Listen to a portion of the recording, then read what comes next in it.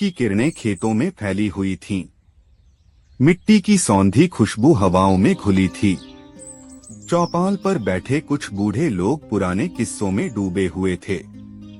वहीं गांव के किनारे एक कच्ची सड़क पर खड़ी पूजा हाथ में किताबें पकड़े कॉलेज की बस का इंतजार कर रही थी। नीली सलवार कमीज में वो और भी प्यारी लग रही थी, जैसे सावन में खिला कोई फूल। राहुल, जो साइकिल पर खेत की ओर जा रहा था, पूजा पर एक नजर डालते ही मानो रुक सा गया। इतनी सुबह सुबह, आज फिर बारिश होगी लगता है, उसने मुस्कुराते हुए कहा। पूजा ने हल्की मुस्कान दी। क्यों? आसमान में बादल नहीं हैं, तेरी आंखों में जो नमी है वही तो बारिश लाती है, राहुल बोला और उसकी बात सुन पूजा थोड़ा झेंप गई। राहुल, तुम हर बात को मजाक में क्यों लेते हो? पूजा ने किताबों को सीने से लगाते हुए पूछा। क्योंकि जब तू मुस्कुराती है ना, तो सारा दिन मेरा अच्छा जाता है, राहुल ने सच्चाई से कहा। पूजा की मुस्कान ठहर गई।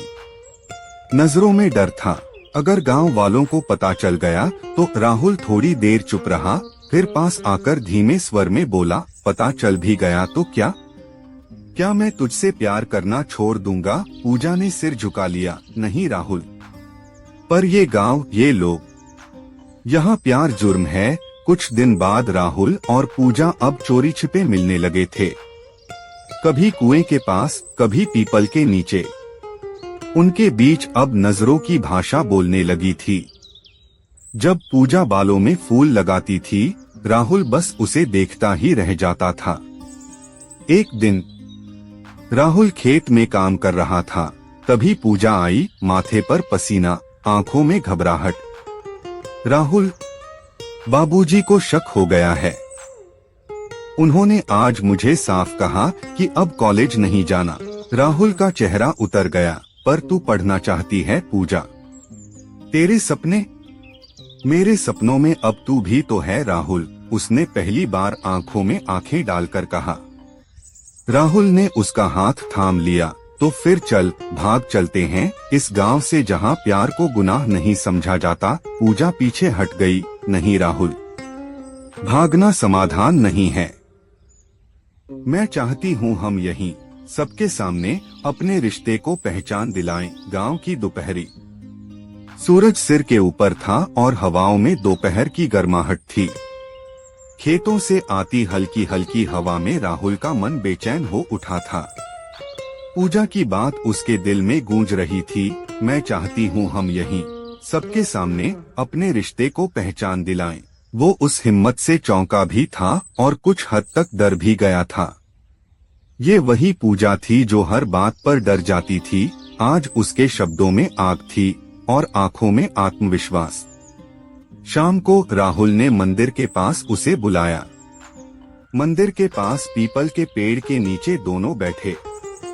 राहुल ने उसकी ओर देखा। पूजा, तू बदल रही है, अब पहले जैसी नहीं रही।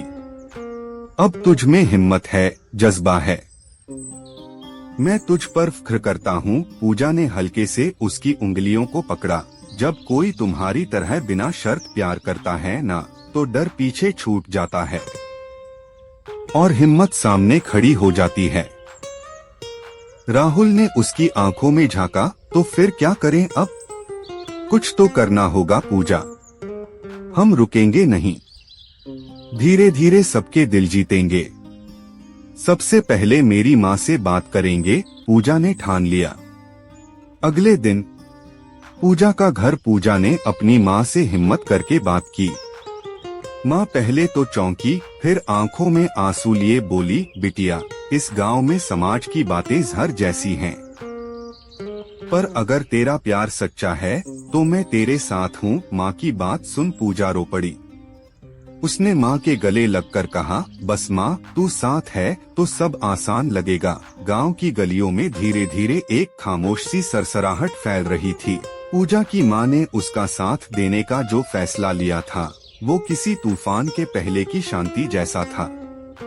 अब पूजा और राहुल दोनों को यह एहसास था कि लड़ाई लंबी है, लेकिन अब वो 2 नहीं 3 थे और माँ का साथ उनके लिए किसी वरदान से कम नहीं था। एक शाम राहुल खेत से लौट रहा था। कंधे पर हल था, पैर थके हुए थे, लेकिन आंखों में एक चमक थी। तभी रास्ते में पूजा मिली। वो आज गुलाबी दुपट्टे में थी, माथे पर छोटी सी बिंदी और हाथों में कुछ कागज। ये क्या है? राहुल ने मुस्कुराते हुए पूछा। कॉलेज से लेटर आया है, स्कॉलरशिप मिल गई है। पूजा की आंखें चमक उठी। पूजा, ये तो बहुत बड़ी बात है। राहुल ने उसका हाथ थामा। तेरा सपना अब सच्चाई बनने वाला है। लेकिन पूजा ने निगाहें झुका ली। बाबूजी अब भी नहीं माने, और गांव के लोग, वो अब बातें करने लगे हैं हमारे बारे में। राहुल गंभीर हो गया। उसने पूजा को एक पेड़ के नीचे बैठाया। देख पूजा, मैं ये जानता हूँ कि प्यार सिर्फ मिलना नहीं होता, ये एक लड़ाई भी होती है, अपने हक के लिए, अपने जज्बात के लिए। तू पढ़ेगी, तू आगे बढ़ेगी, और मैं तेरे साथ चलूंगा, चाहे जो हो जाए। पूजा ने धीरे से राहुल का हाथ थाम लिया। अगर तू साथ है ना, तो कोई भी डर नहीं लगता। अगले दिन पूजा की मां ने गांव की कुछ औरतों को घर बुलाया। वो चाहती थीं कि समाज में बदलाव की पहली कोशिश घर से शुरू हो। उसने पूजा की स्कॉलरशिप के बारे में बताया और राहुल के बारे में भी।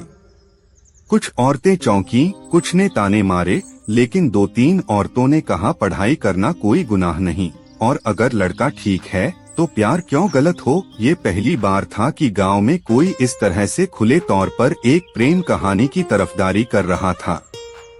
धीरे धीरे बात फैलने लगी और राहुल के माता पिता को भी इसका आभास हुआ। राहुल का घर। राहुल अपने पिता के सामने खड़ा था।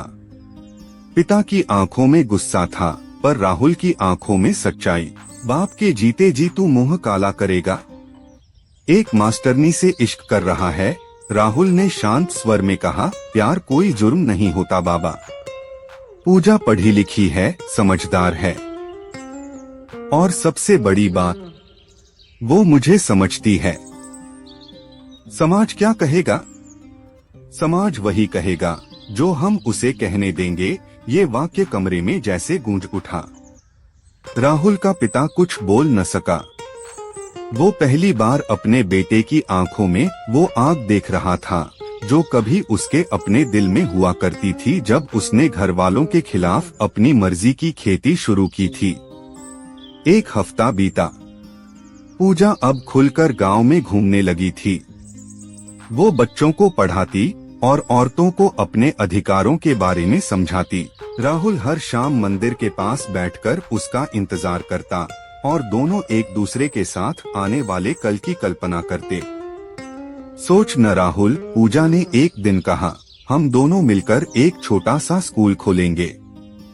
गांव के बच्चों के लिए, औरतों को भी पढ़ाएंगे, ताकि कोई और लड़की अपने सपनों को कुर्बान न करे। राहुल ने उसका चेहरा अपनी हथेलियों में लिया। तेरे साथ हर सपना सच्चा लगता है पूजा। उस शाम पहली बार गांव के मंदिर में दोनों ने साथ में दिया जलाया, सबके सामने, बिना किसी डर के। और तभी गांव के प्रधान आए। सब चुप हो गए। प्रधान जी ने पूजा की मां की ओर देखा, फिर राहुल और पूजा की ओर। हमने बहुत कुछ सुना है, देखा भी है, लेकिन आज पहली बार अपने गांव में किसी को प्यार के लिए खड़े होते देखा है। पूजा और राहुल ने एक दूसरे की आंखों में देखा। वक्त जैसे रुक गया। अगर तुम दोनों एक दूसरे के लिए सही हो और समाज के लिए भी कुछ अच्छा करने का इरादा रखते हो, तो इस गांव को भी तुम पर गर्व होगा। पूरा मंदिर तालियों से गूंज उठा। राहुल ने पूजा का हाथ थाम लिया और पहली बार सबके सामने कहा, ये मेरी पूजा है, मेरे ख्वाबों की रोशनी, मेरे जीने की वजह, और अब मेरे गांव की पहचान भी। पूजा की आंखें नम थीं, लेकिन उनमें अब कोई डर नहीं था। ओ मेरे यार, उसने धीरे से कहा, आज तूने मेरे ख्वाबों को जिंदगी दे दी। 1 महीना बाद गांव की गलियों में अब वही पुरानी धूल उड़ती थी, पर हवाओं में एक नई मिठास घुली हुई थी। लोग अब राहुल और पूजा को देखकर चुप नहीं होते बल्कि मुस्कुरा देते। मंदिर के पास खड़े छोटे बच्चे उन्हें देख हंसते और कहते, देखो मास्टरनी दीदी और राहुल भैया आ गए। राहुल और पूजा ने मिलकर एक छोटा सा कमरा किराए पर लिया था, जहां दिन में बच्चों को पढ़ाते और शाम को गांव की औरतों के साथ बैठकर उनसे बातचीत करते। वहां अब शब्दों के साथ सपने भी बोए जाते थे। एक शाम उसी मंदिर के पीछे पूजा नीले रंग की साड़ी में बैठी थी, बालों में गजरा और हाथों में कुछ पुराने कागज। राहुल उसके पास बैठा। क्या देख रही है? पूजा ने मुस्कुराकर कागज दिखाया। ये मेरा पहला सपना था। जब मैंने 5वीं कक्षा में लिखा था कि मैं एक टीचर बनूंगी। राहुल ने वो कागज अपने सीने से लगा लिया। और अब तू सिर्फ टीचर नहीं, पूरे गांव की आवाज बन चुकी है। पूजा ने उसकी आंखों में देखा। और ये सब तेरी वजह से हुआ है। तू ना होता तो शायद मैं कभी अपनी आवाज ढूंढ ही न पाती। राहुल ने उसका हाथ पकड़ा। तेरी आवाज हमेशा थी पूजा, बस किसी ने सुना नहीं था। मैंने सिर्फ तुझे वो आईना दिया जिसमें तू खुद को देख पाई। दोनों चुप हो गए। सिर्फ हवा में मंदिर की घंटियों की मीठी धुन बज रही थी। कुछ दिन बाद स्कूल की पहली सुबह राहुल और पूजा ने मिलकर एक छोटा सा स्कूल खोला, सपनों की पाठशाला। पहले दिन ही गांव के कई बच्चे अपने पुराने बैग लेकर आ पहुँचे। कुछ औरतें आईं जो कभी अपने नाम भी ढंग से नहीं लिख पाती थीं, अब क ख ग लिखने की जिद लेकर बैठी थीं। प्रधान जी भी आए। उन्होंने एक छोटा भाषण दिया। आज ये स्कूल सिर्फ पढ़ाई का नहीं, एक सोच का मंदिर है, जहां से एक नई पीढ़ी निकलेगी, जागरूक, आत्मनिर्भर और प्यार करने वाली। पूजा ने राहुल का हाथ दबाया। उसकी आंखों में नमी थी, पर मुस्कान से भरी।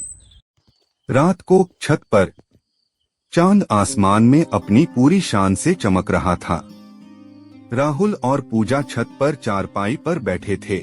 राहुल बोला, पूजा अब तो सब कुछ ठीक लग रहा है, डर भी नहीं रहा। पूजा ने सिर उसके कंधे पर रखा। डर तो तभी खत्म हो जाता है जब साथ कोई ऐसा हो जो हर बार थाम ले गिरने से पहले।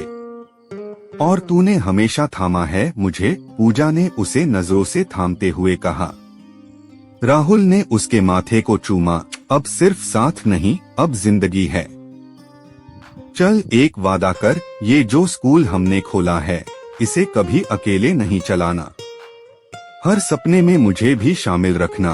पूजा ने हल्के से कहा। ये मेरा नहीं, हमारा सपना है राहुल। और अब ये गांव हमारा परिवार। 1 साल बाद सपनों की पाठशाला अब एक बड़ा सेंटर बन चुकी थी। कई गांवों से लोग यहाँ अपने बच्चों को भेजते थे। पूजा एक मिशन चला रही थी, पढ़े गांव बढ़े गांव, जिसमें हर महिला और बच्चा शामिल था। राहुल अब खेती में आधुनिक तरीके लाकर गांव को आत्मनिर्भर बनाने की दिशा में काम कर रहा था। उसका खेत अब एक मॉडल फार्म बना था, जहां कई किसान सीखने आते। एक दिन प्रधान जी ने गांव की पंचायत में घोषणा की, इस साल का गौरव सम्मान पूजा और राहुल को दिया जाता है। गांव की नई सुबह के लिए तालियों की गूंज में पूजा ने मंच से राहुल की ओर देखा।